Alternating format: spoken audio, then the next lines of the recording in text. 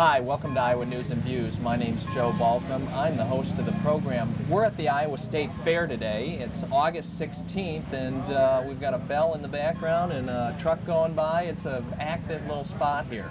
We're on the American Republic Heritage Stage, and that's quite a mouthful, and we're being powered by the Iowa Renewable Energy Association's Solar Traveler. It's a photovoltaic system over just off to our right here. We're going to get some pictures of that later, and we're pleased to be powered by the sun today. Thank God there's the sun, although it's a little cloudy out here on this Monday morning, August 16th. I'd like to thank Dwayne Johnson from the Department of Natural Resources Energy and Geological Resources Division for his help in putting this show together this morning.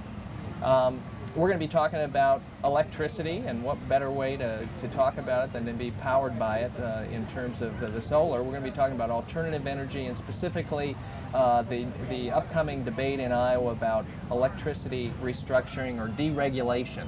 And our guests this morning are Lisa Davis-Cook, who's the program organizer for the Iowa Citizen Action Network. She also coordinates the iSeed coalition of groups concerned about the direction we're taking on energy. And we're also here with Monica Stone. Monica is the executive officer for Building Energy Management Program with the Iowa Department of Natural Resources Energy and Geological Resources Division. That is quite a title also.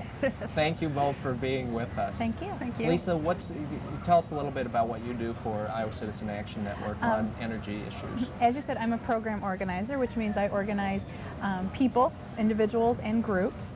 And I do a lot in the energy and utility field. ICANN is a statewide consumer and environmental advocacy group working on issues from campaign finance reform to environmental issues to agricultural issues. But specifically on energy, I do a lot of work with sustainable energy.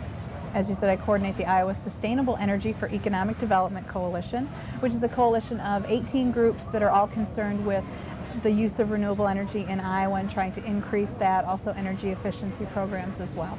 Very good. And Monica, what's your program entail at the Department of Natural Resources? Well, I work with a program that helps people make their buildings more energy efficient and use less electricity and natural gas. And hopefully in the meantime, as they're using less, we help them look at renewable energy resources that can power their facilities as well. Very good. So over the last couple years in Iowa, we've been having a discussion about deregulating electricity and the notion that consumers would be able to buy electricity from anywhere they wanted to, kind of like you get phone service. Last legislative session there was a bill of about 150 pages or so, and it kind of got talked about a little bit, but kind of didn't die, but didn't get through the session. Lisa, what's going on with the discussion vis-a-vis that legislation in Iowa? There was a bill last year. It was called the Electric Choice and Competition Act. It would have deregulated our electric utility industry to where folks would be able to choose who they buy their generation from. Their distribution and transmission would still be regulated by the Iowa Utilities Board, but that generation component would be competitive. It was introduced in both the Iowa House and the Iowa Senate. It was considered more so in the House than it was in the Senate. The Senate committee didn't pick it up at all, but the House, Iowa House Commerce Committee, talked about it in subcommittee and in committee. It did pass out of the committee on party lines, Democrats voting against and Republicans voting for, and then it didn't go any farther than that. It wasn't debated on the House floor at all, but it is eligible to be brought back for debate next year. Okay, good summary. So the bill's a live bill. It's going to be back in January. There were a number of issues raised by people about some of the environmental and some of the energy efficiency issues that weren't really part of this industry-driven bill, frankly. And I'd like to go through a few of those issues so we can let consumers out there know a few of the terms and a few of the words about what the debate's going to be about. Monica, one of the issues is the Renewable Energy Portfolio Standard. What's that about? A renewable energy portfolio standard requires utilities to purchase or generate a certain percentage of the electricity they offer for sale from renewable resources like wind or biomass or hydropower. So, Lisa, in terms of that, where are we? How much renewable energy is being currently produced in Iowa for Iowa consumers? In Iowa, we have right around between 200 and 300 megawatts of renewable power right now. That is a result of the Iowa Alternate Energy Production Law that was passed back in 1983. That is megawatts of nameplate. What's actually being generated is about 105 megawatts of renewable power, which is about between 1.5% and 2% of our overall generation mix here in the state. Okay, so a couple percent. Monica, where should we be? What is the department proposing, and what is ICAM proposing as the next? Where do we want to be? Sure. We think that by 2015 we ought to be at 10%, and we've set some graduated numbers in between that. By 2005, 4%, and by 2008, 7.5%. Okay, so we've got a goal out there. A lot of work, it seems to me, to get to 10%. What's the opposition say about this? Is that a reasonable goal, Lisa? We believe it's a reasonable goal. The state of Iowa has an incredible amount of potential, especially in the wind power industry, to generate more power from renewable sources. We think that 10% is a real reasonable number given what we could be asking for. We could be asking for a lot more. And it's not only good for the environment, but it's a good economic development tool for Iowa as well. The farmers who are leasing a small portion of their land up in northwest and north central Iowa are getting great leases for their land to put these turbines up. It's a good alternative income for them, especially when our farm prices are as low as they are and they're having trouble with the agricultural side of things. And it's a good thing to do for Iowa. The opposition believes that wind power in particular is too expensive. And I don't see that as a feasible argument from the standpoint that over the next 20 to 30 years, the average price for wind per kilowatt hour is somewhere between 3 and 4 cents, which is very comparable to new coal plants, natural gas plants, that sort of thing. Good. Lisa noted earlier, Monica, the huge development of wind power in Iowa. We're going to be like the leading state if we're not already in the production of wind power. Is that true? We're number 3 right now. Okay. We sure could be number 1. Right. There are folks out there who call us the Saudi Arabia of wind power, and we could generate about 5 times the amount of energy that we use in the state from wind power alone. All right. The next issue is this issue of net metering. Monica, what is net metering and why is that important? Net metering is very important for people, particularly if they want to have a choice in their electric provider, and maybe they want to be their own electric provider. Net metering allows someone to put up a wind turbine or to generate electricity from some other means on their own premises and run their meter backwards when they're generating power, and then the meter runs forwards for the utility, for them to pay the utility. And at the end, you hope that it comes out even. If it comes out a little ahead, then you get a credit for the next month. And if it comes out a little behind, you pay a little bit to your utility provider. Lisa, what do people, is this pretty much of a no-brainer? Utility companies ready to buy power from you or I if we produce it at home? Well, net metering has long been the law here in Iowa. It's not something that the utility companies are all that excited about. They have fought this issue a lot by different means. But it's just something very simple. It makes putting up your own wind turbine or your own solar panels for your house the most economically feasible that it can be, because it allows you to get that constant payback by allowing you to use the electricity that you produce while also having the backup generation from the utility company as well. How many people are going to produce energy at their own homes in Iowa? Does anybody pay any attention to that? What's a number? Have any sense of that? There's not all that many that are doing Sure. it. It is a pretty big capital investment for them to do up front. We have a lot of school districts here in Iowa that are putting up wind turbines to generate power for one of their schools or their whole school district. There's some hospitals that have done it. It's especially for the schools, it's not only the economic tool, but it's also a great educational tool. These students are seeing hands-on how renewable energy can work in Iowa. Very good. One of the other areas is energy efficiency and helping businesses, homeowners save money and save energy. I mean, we export $4 or $5 billion out of our state every year to buy energy. Monica, what's the department's proposal on how we're going to save energy in the future? The department believes that there should be a public benefits program to pay for energy efficiency programs that aren't met by the private market. We think that that's about $52 million a year for the next 15 years, and that the market will evolve in that time period so that utilities can take over offering those energy efficiency programs. It used to be there was this argument that if we could saving energy was cheaper than building new power plants. Are people still making that argument, Lisa? Yes, we still want to make sure that people are conserving energy, and under a deregulated market, for example, the utility companies excuse me, are going to want to be selling as much energy as they possibly can, so we're really concerned that energy efficiency will fall by the wayside. But it's still real important to encourage people to conserve energy in their own home and in their own business in whatever way they can. While we're on this, aren't consumption rates going up, like household consumption or individual? Aren't we seeing really an increase in recent times of how much energy we're all using, electricity in particular? Yes, I think as prices go down, certainly consumption goes up, and it sends different signals in the marketplace. And we would certainly like to see people use as much as they need, but no more than they need, and that's why efficiency is important. Another issue that's on the table is the notion of fuel disclosure. Monica, what is fuel disclosure? Fuel disclosure really gives people a lot of information about buying electricity. It tells them how their electricity is generated, if they use coal or renewable resources or natural gas. And it tells them what the emissions are from that generation, so they can decide where they want to buy their electricity from and what impact they want that to have on the environment. What's the folks that are pushing this bill say about this issue? A lot of people who are proponents of the deregulation feel that fuel disclosure is something that consumers really aren't all that interested in, and they also believe that it's something that just can't be done, that they can't tell at any given point where their electricity is coming from.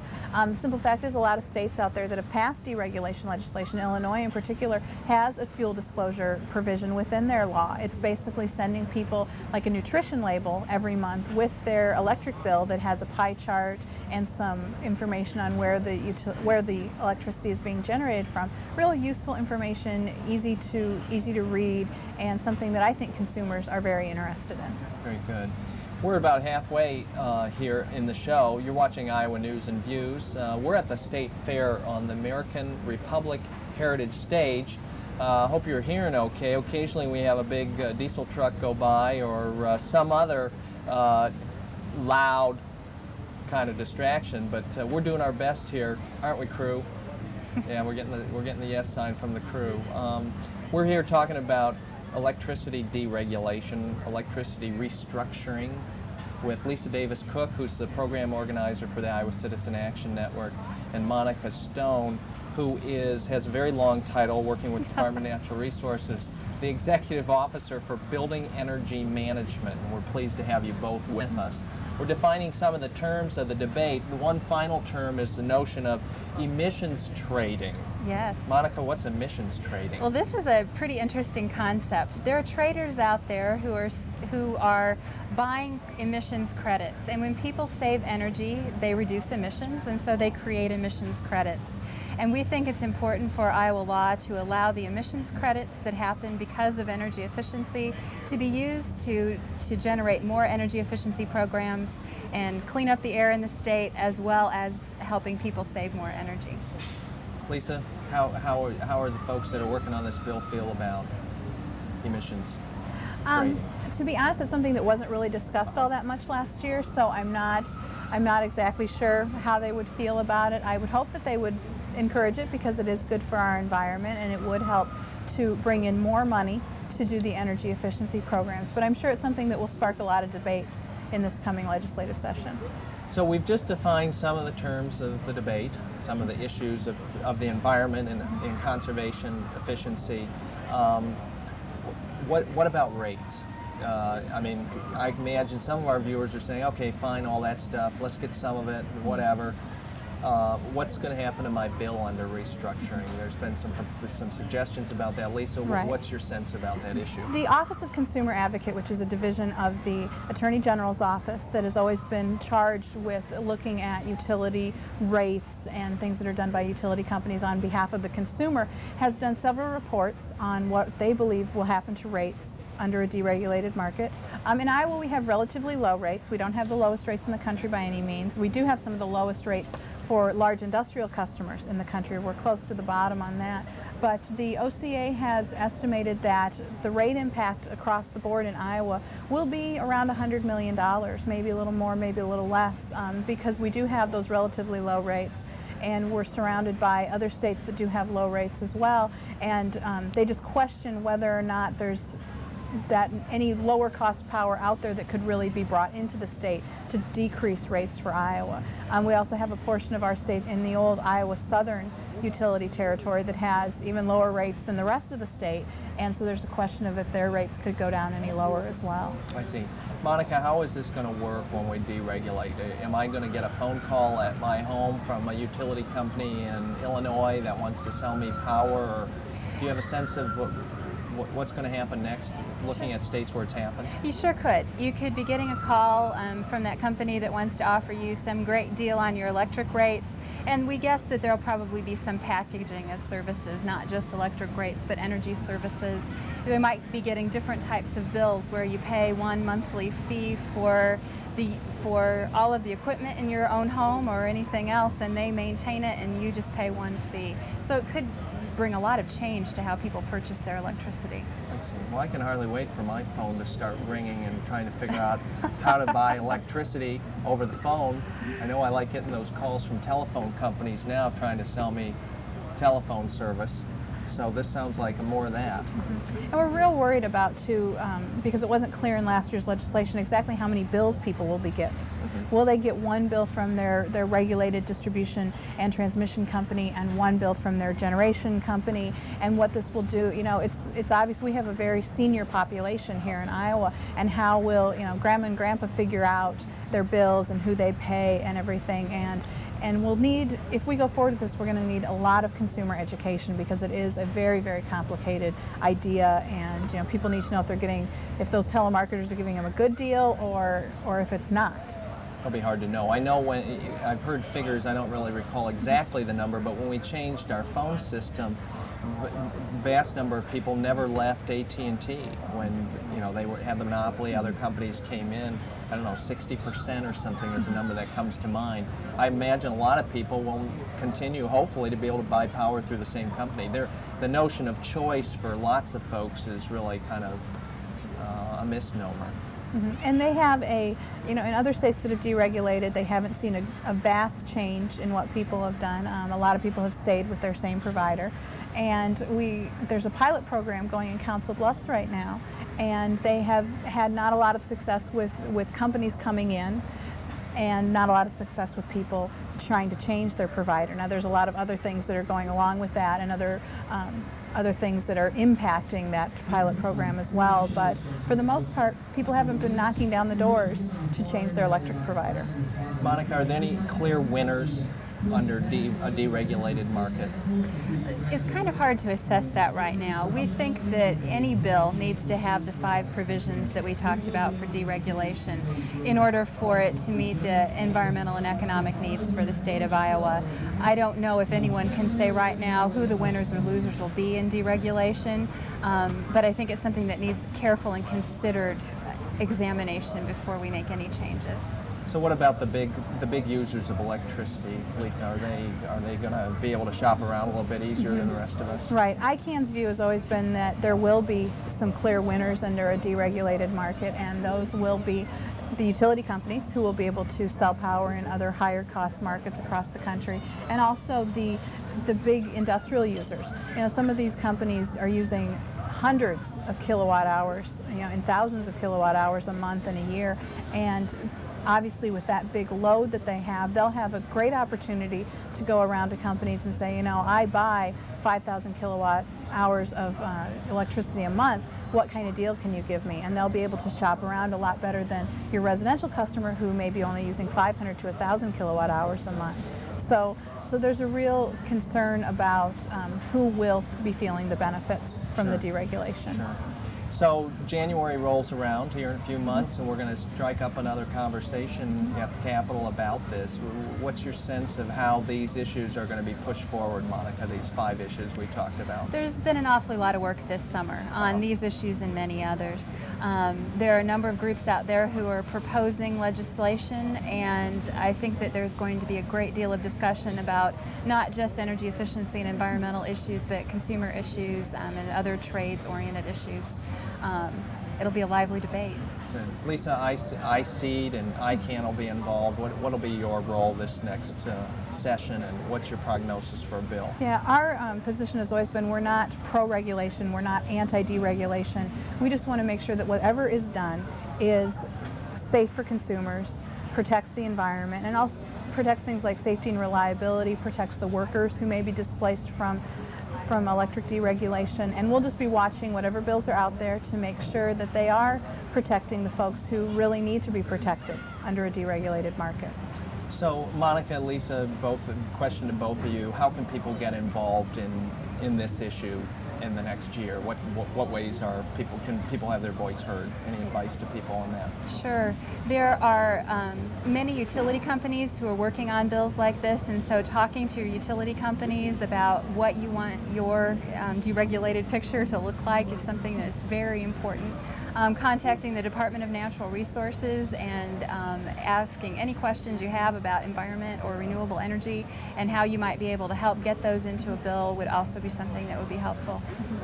Yeah, we work a lot with individual citizens and trying to get them to contact their state representatives, their state senators, and I think that's another perfect way for people to get involved, is to have their voices heard, because the Iowa legislature is the first one that's going to be making a decision on this, and they need to hear exactly what their constituents think they need. Very good. Thank you both for being with us. Thank you. We're now going to hear People's Podium with David Osterberg. David Osterberg is going to talk a little bit about the issue of global warming and how it impacts on us here in Iowa.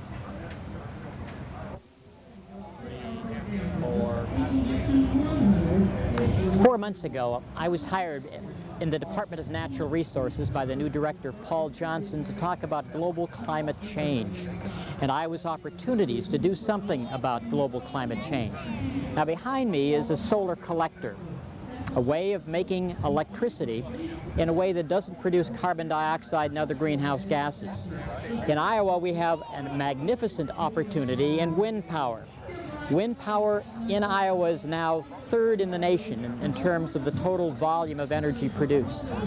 We now have a capacity to produce wind power which is half the size of the nuclear power plant near Cedar Rapids. Wind has really come of age, and it's economic. I also talk about issues like burning switchgrass in a power plant and generating electricity just like you would using coal. And in fact, you'll burn switchgrass along with coal. This is another opportunity to do something about global climate change and do it in a way that's good for landowners in the state of Iowa. Both wind and biomass will make landowners a lot of money. At the same time, they are producing energy in a way that doesn't cause problems brought about by global warming. Again, global warming gets worse as we put more of these greenhouse gases into the atmosphere. If we can make our energy in different ways, we will do very well. The last one I want to talk about, the last issue, is something a little more arcane. It's called sequestering of carbon. When this carbon dioxide goes up from the plant that just burned something, part of it doesn't stay in the atmosphere. A lot of it ends up in the oceans or in trees as they grow using that carbon dioxide. A lot of that carbon dioxide could go into Iowa soils, and it's the soils of farmers who are farming in a more sustainable way. If you do corn with no-till, more carbon will end up in your soils than you do it with bare farms. If you seed down slopes and not grow soybeans on them and grow switchgrass instead, you make carbon in that soil. If we can reward farmers for farming in that better way, there's another way in which Iowa gains. So my job is to say that Iowa gains from us addressing this huge problem of global climate change.